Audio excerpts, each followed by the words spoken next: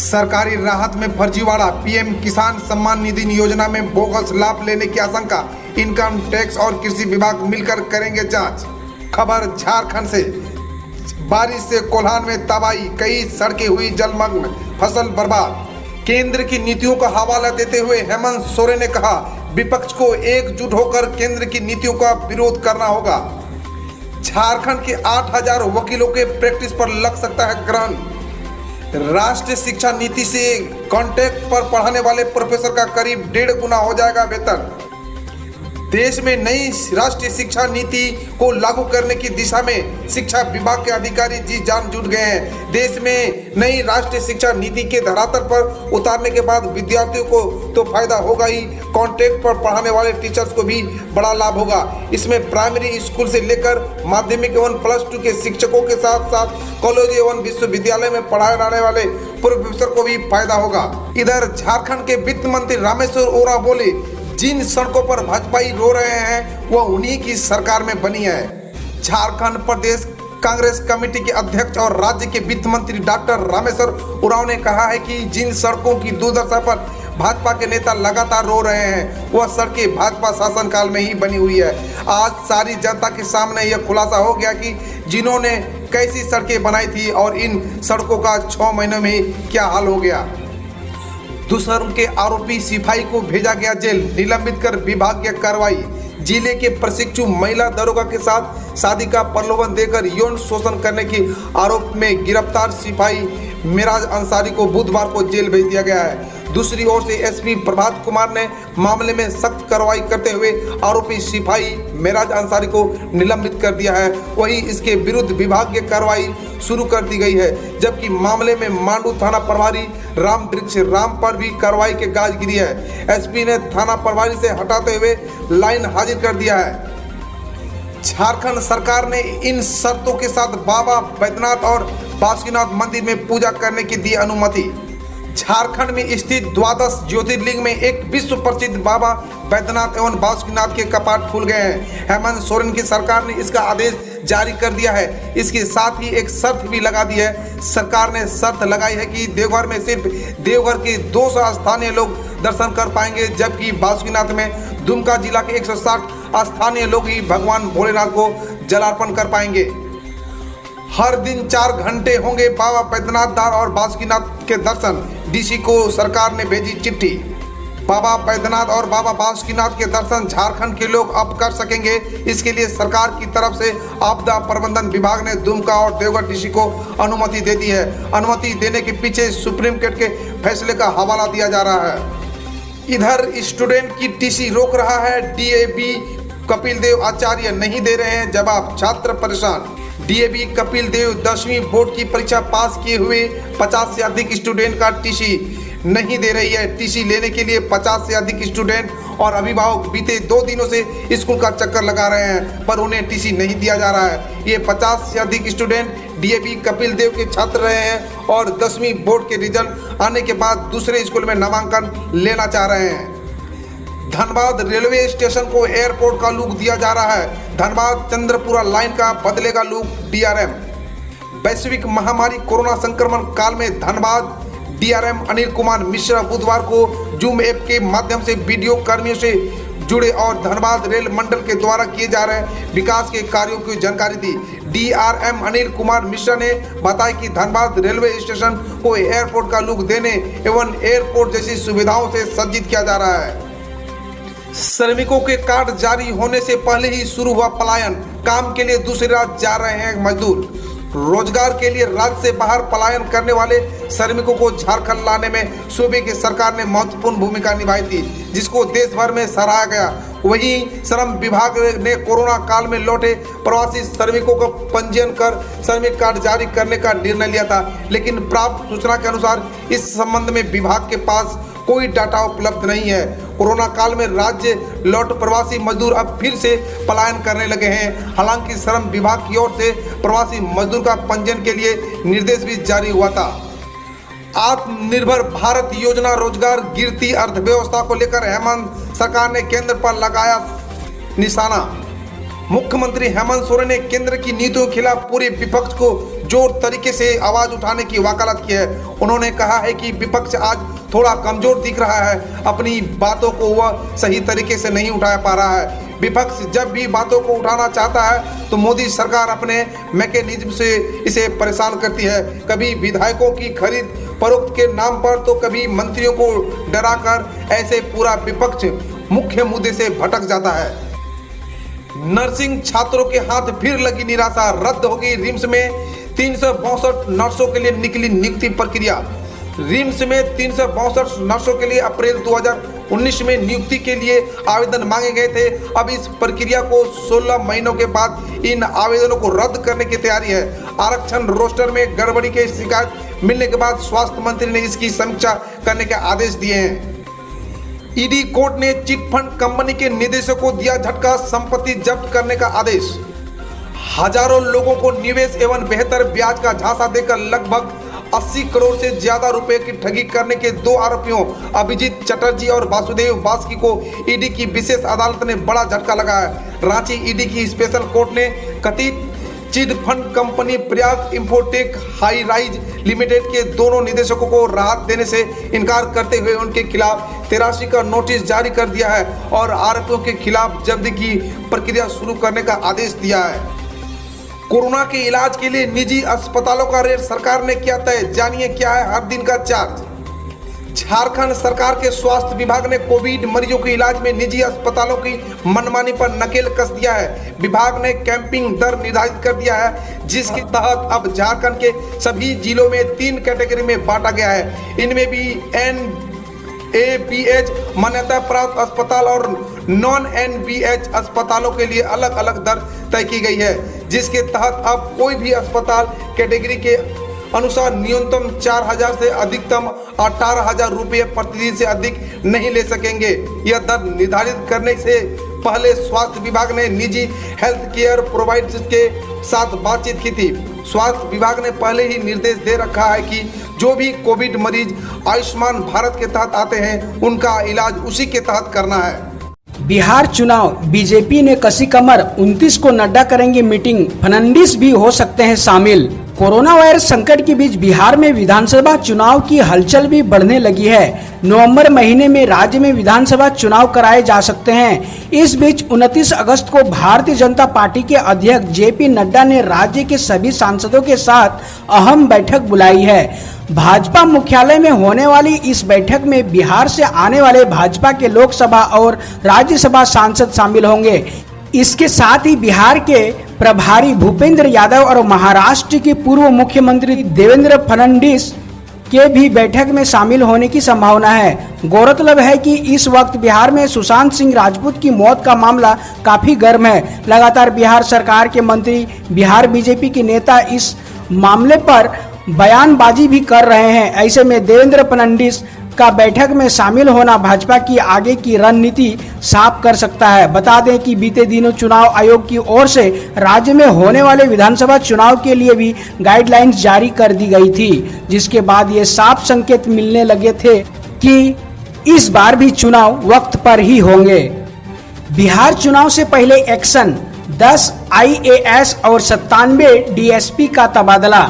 बिहार विधानसभा चुनाव से पहले नीतीश सरकार बड़े पैमाने पर अधिकारियों का तबादला कर रही है। इसी कड़ी में मंगलवार को बिहार सरकार ने 10 IAS और 97 DSP रैंक के अधिकारियों का तबादला कर दिया। जिन 10 IAS अधिकारियों का तबादला किया गया है उनमें से 9 की फिलहाल विभिन्न स्थानों पर SDO के रूप में पोस्टिंग है।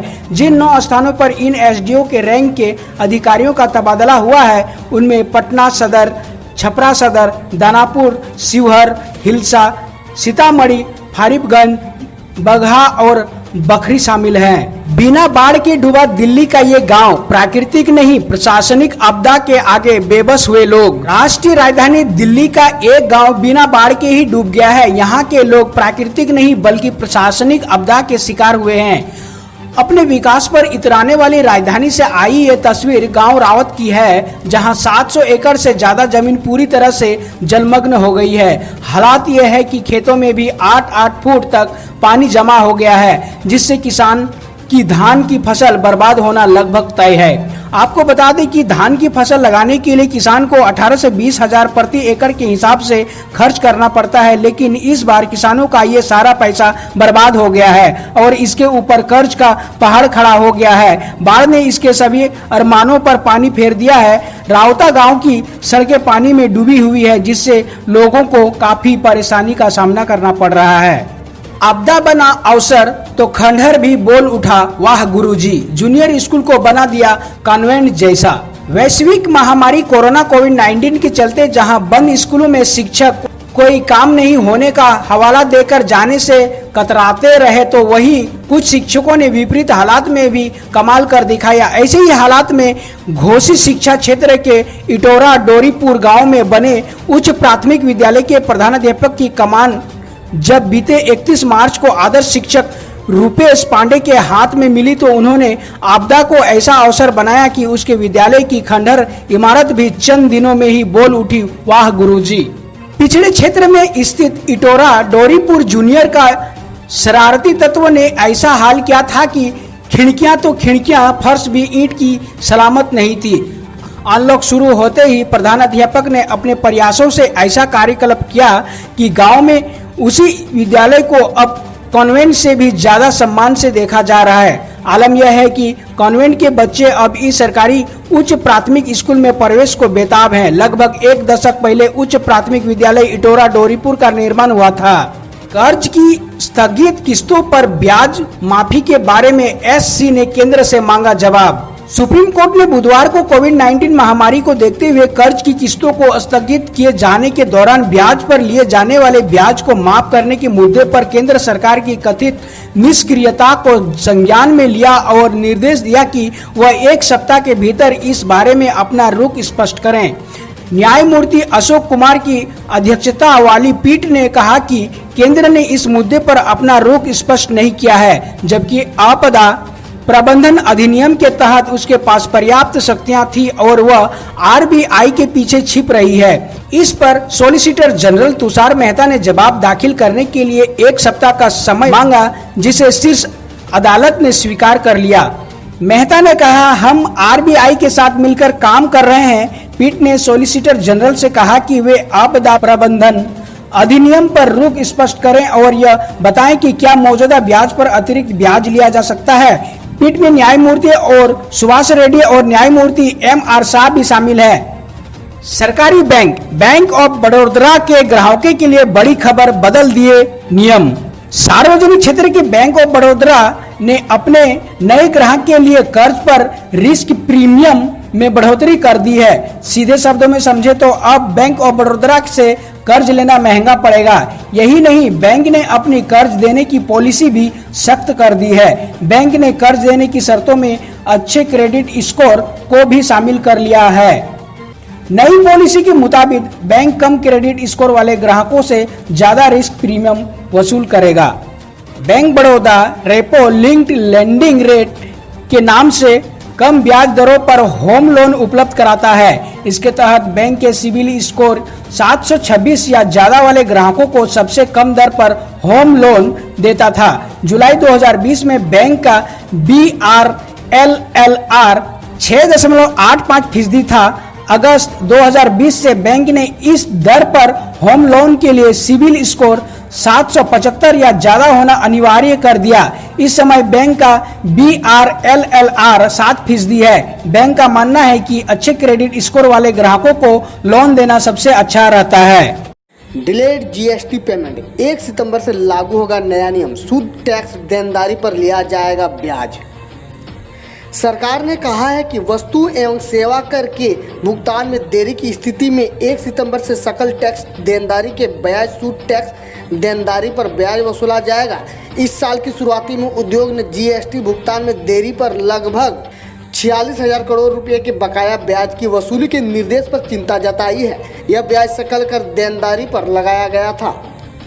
केंद्र और राज्य के वित्त मंत्रियों वाली जीएसटी परिषद के मार्च में अपनी 39वां बैठक में निर्णय लिया गया था कि 1 जुलाई 2017 से सूद कर देनदारी पर जीएसटी भुगतान में देरी के लिए ब्याज लिया जाएगा और इसके लिए कानून को संशोधित किया जाएगा। रुपयों में लौटेगी तेजी, 5 महीने में सबसे ज्यादा मजबूत। सरकार के साथ साथ आम आदमी को होगा सीधा फायदा।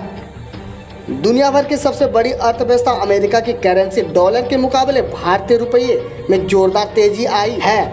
अमेरिका डॉलर के मुकाबले पिछले एक हफ्ते में ये 1% से ज़्यादा मजबूत हुआ है। आखिर क्यों आई रुपयों में मजबूती? एक्सपर्ट का कहना है कि भारतीय शेयर बाजार में विदेशी निवेशकों ने जमकर पैसा लगाया है। श्रीलंका ने चीन को दिया तगड़ा झटका, भारत पहले की रणनीति पर चलेगा। चीन हिंद महासागर में भारत को घेरने के लिए श्रीलंका को अपनी गिरफ्त में लेने की कोशिश कर रहा था। उसने भारत के पड़ोसी मुल्क के साथ एक बड़ा पोर्ट झील साइन किया था और माना जा रहा था कि इसके जरिए धीरे धीरे चीन वहां अपनी नेवी की गतिविधियों को बढ़ाएगा। लेकिन अब श्रीलंका ने बदले सियासी हालत में ड्रैगन को जोर का झटका दे दिया है और उस समझौते को आधिकारिक रूप से एक भूल बता दिया है। यही नहीं, श्रीलंका की सरकार ने साफ किया है कि अगर उसे विदेश नीति में किसी एक को चुनना ही पड़ेगा तो उसके लिए भारत पहले होगा और यही उसकी विदेशी नीति होगी। खबर है बिहार से। बिहार में कोरोना को लेकर बड़ा फैसला, होगी सख्त कार्रवाई। तो आइए जानते हैं क्या है पूरा मामला। बिहार में कोरोना वायरस का संक्रमण तेजी के साथ फैल रहा है, जिसे देखते हुए पटना जिला प्रशासन ने बड़ा फैसला लिया है ताकि कोरोना के बढ़ते संक्रमण को जल्द से जल्द रोका जा सके तथा लोगों को इस संकट से छुटकारा मिल सके। तो आइए जानते हैं नियम और शर्तें। पटना में आज से सुबह 4 घंटे ही सब्जी और फल की दुकानें खुल सकेंगी। सभी दुकानदार को इस नियम का पालन करना होगा। सब्जी और फल की दुकानें के अलावा मीट और मछली की दुकानें भी सुबह 6 बजे से 10 बजे तक ही खुलेंगी। अब सब्जी, फल, मांस और मछली की दुकानें अब मंडी सुबह 6 से 10 बजे के बीच ही खुलेंगी। मंडियां अब शाम को नहीं खुलेंगी। खबर है उत्तर प्रदेश से। कन्या सुमंगला योजना, कन्या के जन्म से उसके पढ़ाई में सरकार करेगी मदद। 21 साल पूरे होने पर मिलेंगे इतने लाख रुपया। तो जाने पूरी खबर। उत्तर प्रदेश ने एक अनोखी पहल शुरू की है। इस योजना में बेटी के जन्म से लेकर उसकी पढ़ाई और उसके स्वास्थ्य को देखरेख की पूरी जिम्मेदारी सरकार ही होगी। इतना ही नहीं, बेटी के 21 साल पूरे होने पर उससे 2 लाख रुपए भी दिए जाएंगे। बेटियों की शिक्षा को बढ़ावा देने एवं उसके भविष्य को सुरक्षित करने के लिए केंद्र एवं राज्य सरकार की और कई अलग अलग स्कीम चलाई जाती है, जिसके तहत कन्या सुमंगला योजना की शुरुआत की गई है, जिसकी मदद से वो आत्मनिर्भर बन सके। शिक्षा मंत्री का कहना है कि जेईई के लिए 85% छात्रों ने अपने एडमिट कार्ड डाउनलोड कर लिए हैं। केंद्रीय शिक्षा मंत्री रमेश पोखरियाल निशंक ने कहा है कि जेईई के लिए कुल पंजीकृत 8.58 लाख छात्रों में से कल तक 7.25 लाख छात्रों ने अपने एडमिट कार्ड डाउनलोड कर लिए थे। उन्होंने कहा कि परीक्षा केंद्र बढ़ाए गए हैं। एक केंद्र में मुश्किल से 100 से 150 बच्चे आएंगे। उनमें भी 99% बच्चे को उनकी प्राथमिकता के अनुसार केंद्र दिए गए हैं। हम रोज़ ऐसे ही न्यूज़ लाते रहेंगे। तो यदि आपने अभी तक क्लीन न्यूज़ को सब्सक्राइब नहीं किया है तो पहले फटाफट सब्सक्राइब कर लें, साथ ही बेल आइकन को दबा दें ताकि कोई अपडेट मिस ना हो।